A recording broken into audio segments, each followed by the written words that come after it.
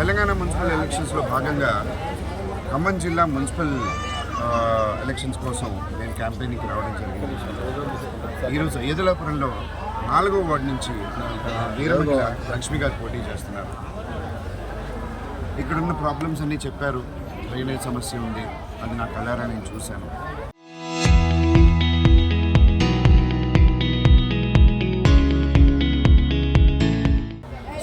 Street lights లేవు, పిల్లలకి play ground లేదు, అలాగే కరెంటు కోతల ప్రాబ్లం ఉంది. అది మనందరికీ తెలిసిందే, ఈ గవర్నమెంట్ వల్ల ప్రతి చోట జరుగుతుంది.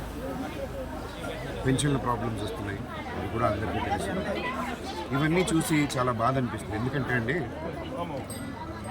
ఖమ్మం జిల్లాలో మొత్తం 3 మినిస్టర్స్ ఉన్నారు. మనకి ఒక వార్డ్ కౌన్సిలర్ చేయాల్సిన పని కూడా 3 మినిస్టర్స్ ఉన్నా కూడా జరగట్లేదంటే ఏ విధంగా ప్రభుత్వం పనిచేస్తుంది అనేది మనకి స్పష్టంగా కనబడుతుంది. మనకు తెలంగాణ వచ్చి దగ్గర 11 సంవత్సరాలు 8 నెలలు దాటింది. కానీ ఎక్కడికక్కడ మున్సిపాలిటీలు ఇలాగే ఉండడం, కొంత కూడా మార్పు రాకపోవడం అనేది చాలా దయాహృదయం, అంటే చాలా బాధగా ఉందండి చూడడానికి. అందుకే మేము రావడానికి ముఖ్య కారణం కూడా అదే. జనసేన ఇప్పుడు పోటీ చేయడానికి కూడా ముఖ్య కారణం కూడా అదే. నాయకులు ఒక పార్టీ ఏమో వాళ్ళ ఫ్యామిలీ ఇష్యూస్తో వాళ్ళు బిజీగా ఉన్నారు, ఇంకో పార్టీ ఏమో వాళ్ళ నాయకులే అనుకోవడంలో, తిట్టుకోవడంలో, ఒకళ్ళ మీద ఒకళ్ళు స్కీమింగ్ చేసుకోవడంలో బిజీగా ఉన్నారు. మరి ప్రజలు పట్టించుకుంటాం.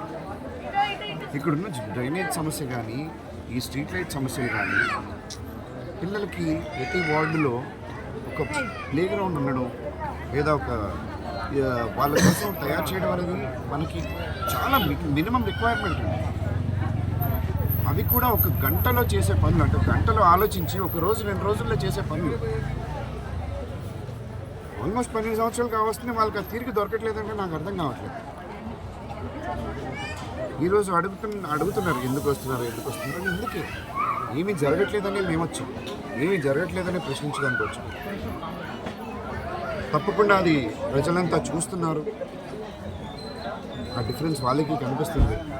ఎందుకంటే పవన్ కళ్యాణ్ గారు పవర్లోకి వచ్చిన తర్వాత ఆయన ప్రజల కోసం ఎంత చేశారో ప్రతి ఒక్క మనిషికి తెలుసు, ప్రతి ఒక్క మనిషి చూస్తున్నారు. ఆయన ఇక్కడికి వచ్చి మొదలు పెట్టారంటే వీళ్ళందరి కుర్చీలు ఖాళీ అవ్వడం ఖాయం అనే భయంతో ఏదేదో మాట్లాడడం మొదలుపెట్టారు. బట్ మేము భయపడేది లేదు, మేము తగ్గేది లేదు, వెనకడుగు వేసేది లేదు. మేము ముందుకే పోతాం, ప్రజా శ్రేయస్సు కోసమే ముందుకు అడిగేస్తాం. తప్పకుండా ప్రజలకు మంచి చేసిన తర్వాతే మేము కామ్గా ఉంటాం.